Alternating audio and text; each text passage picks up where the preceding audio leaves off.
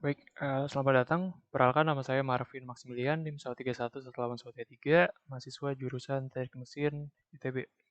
Di sini saya akan menjelaskan mengenai praktikum fenomena dasar mesin mode 3 yang saya lakukan, yaitu menganalisis pengaruh Tun-Mesh damper terhadap amplitudo getaran suatu sistem konstruksi sederhana. Nah, sebelum saya menjelaskan lebih jauh mengenai praktikum yang saya lakukan, ada baiknya saya jelaskan terlebih dahulu mengenai fenomena dasar yang saya amati. Jadi fenomena dasar yang saya amati adalah getaran mekanika, kurang lebih adalah getaran mekanika dasar.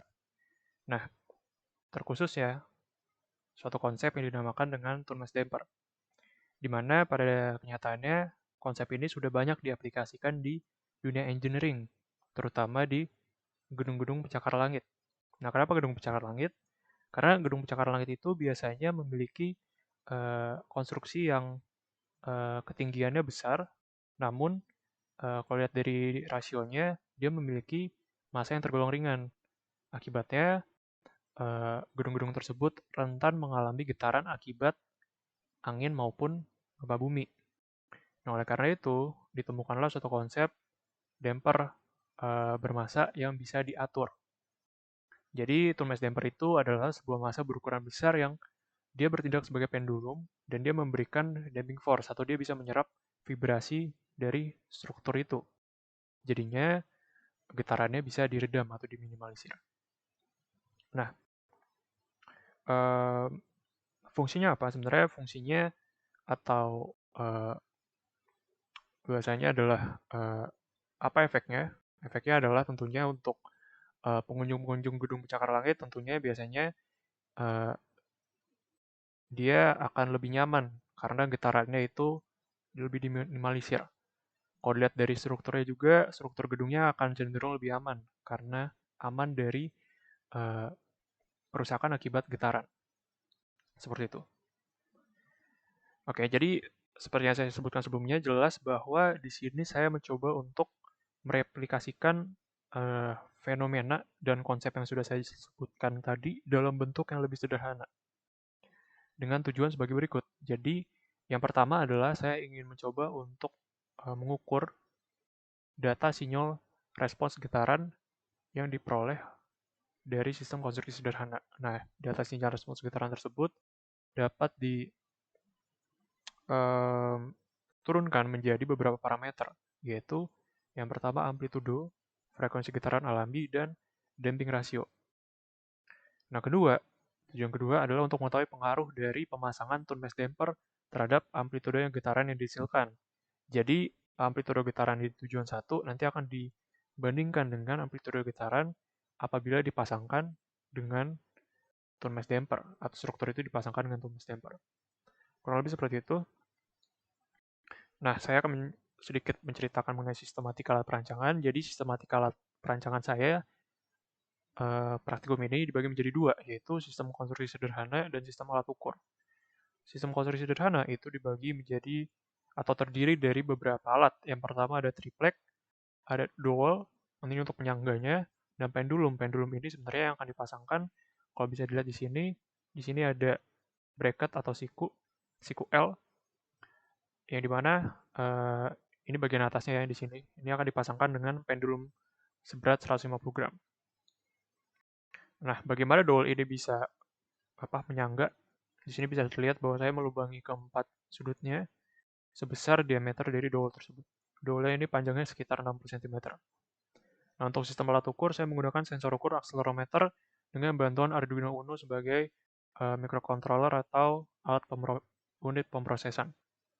Di mana pada dasarnya nanti saya akan mencoba untuk memprogram si akselerometer ini untuk bisa mengukur atau mendapatkan data yang saya inginkan. Gitu.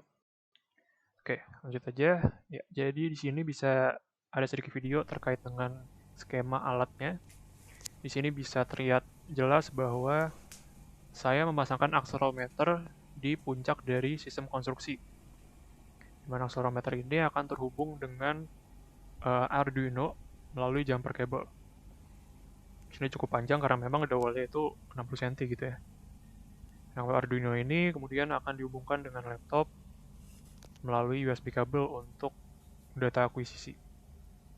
Tuh. Nah, kemudian selanjutnya saya akan menjelaskan sedikit mengenai pemrograman. Jadi, pemrograman ini saya menggunakan Arduino IDE. Ini sebuah software khusus untuk Arduino, di mana saya menginput program untuk mengukur data eh, yang dimana datanya ini sudah dalam bentuk acceleration, jadi udah meter per second kuadrat, dan di sini bisa dilihat bahwa datanya diambil setiap 50 milisecond. Ya di situ increment datanya ya, jadi eh, lumayan baik lah untuk bisa dilihat di sini. Ini serial monitornya, jadi kurang lebih seperti ini. Ini nanti akan saya jelaskan lebih lanjutnya bagaimana pengambilannya. Kemudian ini serial plotternya atau grafiknya. Apabila dikasih getaran atau dikasih disturbance ke dalam sistem saya. Nah, tapi eh, software tadi itu kurang sesuai untuk apa yang ingin saya capai karena di sini sesuai dengan tujuan saya nomor satu, saya ingin mengetahui nilai spesifik dari amplitudo dan frekuensi. Sehingga saya membutuhkan software yang mampu mengubah pemrograman tadi menjadi atau bisa memudahkan saya untuk mencari nilai spesifik dalam data sinyal respons getaran. Nah, oleh karena itu, saya menggunakan yang namanya PLX DAQ. DAQ ini Data Acquisition. Dia suatu program yang dibuat khusus untuk eh, menghubungkan antara software yang tadi, yang Arduino IDE, ke Microsoft Excel. Jadi data-data tadi yang mana sebenarnya itu nggak bisa diketahui berapa nilainya, itu bisa diketahui nilainya dengan menggunakan software ini. Jadi bisa dari sini, nilai-nilainya itu bisa diketahui dengan jelas dengan menggunakan software ini. Gitu. Nah ini, eh, baik di sini saya akan mencoba memperlihatkan bagaimana eh, demonstrasi pengujian. Jadi bisa dari sini, ini akselerometernya sudah nyala, dan di sini saya akan memberikan getaran kepada struktur. Jadi di sini dia berosilasi sedikit. Nah, osilasi tersebut langsung terekam di akselerometer. Sorry, di laptop untuk data akuisisi. Dan itu bisa langsung diteliti atau dianalisis. Nah, ini saya akan memperlihatkan sedikit mengenai pemrograman yang saya lakukan. Jadi ini programnya kurang lebih seperti ini. Untuk sensor ukur, ini sudah juga mempertimbangkan uh, sensitivitas dari akselerometer yang saya gunakan. Nah, jadi yang saya lakukan di sini, saya upload dulu programnya ke dalam Arduino-nya. Kemudian selesai, ini bisa dilihat di sini di serial monitornya. Nah, itu datanya mengukur tiap 50 milisecond. Nah, kemudian ini juga bisa terlihat di sini uh, plotnya atau grafik real time-nya. Ya, itu saya kasih getaran kurang lebih seperti itu. Oke. Nah, ini untuk bagaimana saya mengubah yang tadi program tadi yang sebelumnya itu ke dalam bentuk Excel agar lebih mudah untuk dianalisis. Jadi saya menggunakan PLX di Data Acquisition. Port dan baut ini sesuai dengan program yang saya gunakan, tinggal dikonekkan, dan datanya langsung terekam di sini. Dan apabila saya sudah cukup melakukan praktikum, tinggal saya disconnect. Datanya kemudian saya copy di sini, dan bisa saya langsung buat dalam bentuk grafik dalam Excel. Jadi bisa terlihat di sini nilai-nilai spesifik yang saya butuhkan, terutama terkait dengan amplitudo dan frekuensi. Seperti itu. Oke, baik. Sekarang saya akan menjelaskan mengenai pengujian pertama terkait dengan hasilnya dan analisisnya. Oke, jadi pengujian pertama adalah saya akan mengukur sinyal respons alami dari struktur tanpa menggunakan tone mass damper. Ya, di sini ada sedikit demonstrasi praktikumnya. Jadi di sini yang pertama saya lakukan adalah mengaktifkan pemrogramannya agar akselerometernya mulai mengukur. Setelah akselerometernya mulai mengukur, saya akan memberikan simpangan atau displacement kepada sistem konstruksi sederhananya.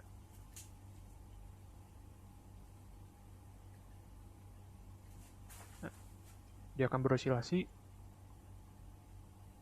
Nah, kemudian setelah sampai di posisi equilibriumnya, baru saya matikan pemrogramannya, sehingga saya dapatkan data yang saya inginkan. Nah, data-data tersebut kemudian saya plot dan cari tahu nilai-nilai yang saya butuhkan untuk memenuhi tujuan tadi. Jadi ini kurang lebih ilustrasinya. Ini sebenarnya eh, kurang lebih sampai 5000 milisecond atau 5 detik. Di sini saya melakukan 3 percobaan, di mana dari 3 percobaan ini saya mendapatkan nilai amplitudo dari masing-masing eh, percobaan, di mana nilai amplitudo masing-masing itu kemudian saya rata-ratakan. Dan saya ketahui bahwa nilai amplitudo getaran alami dari struktur tersebut adalah kurang lebih 1,06. Nah, dari data sinyal respons getaran ini juga saya bisa mendapatkan periode getaran teredam ya, atau TD-nya, yaitu jarak antar dua puncaknya dalam sumbu X, yaitu 300 milisecond. Nah, kemudian untuk pengolahannya, tadi kan saya sudah mendapatkan uh, periode teredamnya, itu saya bisa mendapatkan frekuensi teredamnya. Nah, untuk apa saya mendapatkan frekuensi teredam? Itu biar saya bisa mengukur atau mendapatkan frekuensi natural dari sistem. Nah, tapi selain dari frekuensi teredam, saya juga membutuhkan damping rasio dari strukturnya. Nah, karena sistem yang saya gunakan di sini adalah sistem underdamped, maka saya bisa menggunakan yang namanya logarithmic decrement, di mana di sini bisa terlihat jelas saya menggunakan salah satu data sinyal respons getaran. Saya gunakan yang percobaan pertama. Di sini saya dapatkan nilai logarithmic decrement-nya sekitar 0,59, dan dari nilai tersebut saya bisa mendapatkan damping rasionya, di mana damping rasionya itu kurang lebih 0,09. Ya, membuktikan bahwa sistem ini merupakan sistem underdamped karena kurang dari 1 damping rasionya. Nah, dari situ saya bisa mendapatkan frekuensi natural system, yaitu sekitar 21. Selanjutnya saya akan menjelaskan mengenai pengujian yang kedua. Jadi pengujian yang kedua ini itu setelah dipasangkan dengan tune mass damper. Ya, bisa lihat di sini. Yang saya lakukan pertama adalah untuk menyalakan pemrograman agar akselerometer mulai mengukur atau mengakuisisi data. Kemudian saya memberikan displacement yang kurang lebih sama dengan pengujian yang pertama. Ya, bisa dilihat di sini bahwa amplitudonya dari kelihatannya saja sudah lebih kecil daripada amplitudo pada pengujian pertama. Kemudian saya matikan untuk mendapatkan datanya. Nah, bagaimana datanya? Nah, bisa dilihat di sini bahwa saya melakukan 3 kali percobaan juga, sama seperti tadi. Dan bisa dilihat di sini bahwa amplitudonya itu lebih kecil, yaitu 0,6366. Nah, data ini kemudian saya analisis. Setelah saya analisis, saya mendapatkan kurang lebih 3 poin. Yang pertama, bahwa nilai amplitudo alami struktur yang tanpa tune mass damper itu lebih besar daripada yang dengan menggunakan tune mass damper. Yang berarti bahwa tune mass damper yang terpasang itu bisa menyerap getaran yang ditunjukkan dengan berkurangnya nilai amplitudo. Poin kedua, kalau bisa lihat dari grafik pada gambar di kanan, bahwa getaran pada struktur tanpa tune mass damper atau yang alaminya itu melurus secara eksponensial dan lebih teratur daripada yang uh, osilasi dengan tone mass damper. Nah, kenapa hal ini bisa terjadi? Nah, alasannya karena uh, dari energi kinetik dari getaran yang diserap oleh tone mass damper itu uh, memang bisa mengurangi amplitudonya, namun beberapa energi tersebut ada yang ditransfer ulang ke struktur ya. Jadi getarannya bisa ada di sini, getarannya itu terlihatnya lebih lama di sini dan lebih kasar. Nah, tentunya ini merupakan ketidakoptimalan dari sistem atau alat tone mass damper yang saya pasang. Yang bisa disebabkan oleh beberapa hal, seperti kayak frekuensinya tidak beresonansi dengan frekuensi strukturnya, atau uh, pemasangannya yang kurang baik, atau bahkan dari sistem konstruksi tersebut yang saya buat itu kurang bisa atau kurang stabil, seperti itu. Nah, ada beberapa kesimpulan yang saya dapat. Yang pertama, mengenai nilai amplitudo dan frekuensi pribadi. Bahwa nilai amplitudonya itu tadi sudah saya sebutkan 1,06, dan frekuensi pribadi dari sistem konstruksi adalah 21. Nah, kemudian nilai damping rasio juga bisa didapat tadi 0,09, yang menandakan bahwa struktur itu terbukti underdamped. Nah, untuk efek dari amplitudonya, bisa terlihat bahwa amplitudonya itu lebih kecil dengan dipasangkan TMD. Jadi itu seperti yang saya sebutkan tadi atau jelaskan tadi, itu menandakan bahwa sebagian besar energi itu mampu ditransfer dan diredam oleh pendulumnya. Nah, ada beberapa saran yang bisa saya katakan agar praktikum ini mungkin bisa dikembangkan lebih jauh. Yang pertama bahwa praktikum ini masih terbilang sangat sederhana karena tool mesh damper yang saya gunakan ini adalah yang jenisnya pendulum. Nah, hal tersebut itu bisa membuka ruang bagi jenis damper lain yang bisa memberikan damping force yang lebih besar. Tentunya ini bisa menghasilkan hasil penelitian yang lebih baik. Poin kedua adalah strukturnya. Strukturnya itu bisa dibuat lebih kompleks dan lebih uh, apa ya, lebih merepresentasikan uh, gedung pencakar langit pada dunia nyatanya. Karena struktur yang saya gunakan di sini masih terbilang cukup sederhana juga. Kemudian variabel bebas, disturbance-nya, itu kan saya menggunakan atau saya memberikan displacement atau simpangan. Nah, sebenarnya ini bisa diganti dengan uh, hal-hal yang lebih merepresentasikan uh, kejadian di dunia nyata. Contohnya kalau gempa bumi itu bisa dengan eksitasi uh, base-nya itu dengan menggunakan rotor atau sebagainya. Dan sedangkan kalau angin itu bisa dengan menggunakan wind tunnel seperti itu. Baik, kurang lebih seperti itu praktikum yang saya lakukan untuk fenomena dasar mesin mode 3 ini. Kurang lebih saya mohon maaf apabila ada salah kata maupun ada sesuatu yang kurang.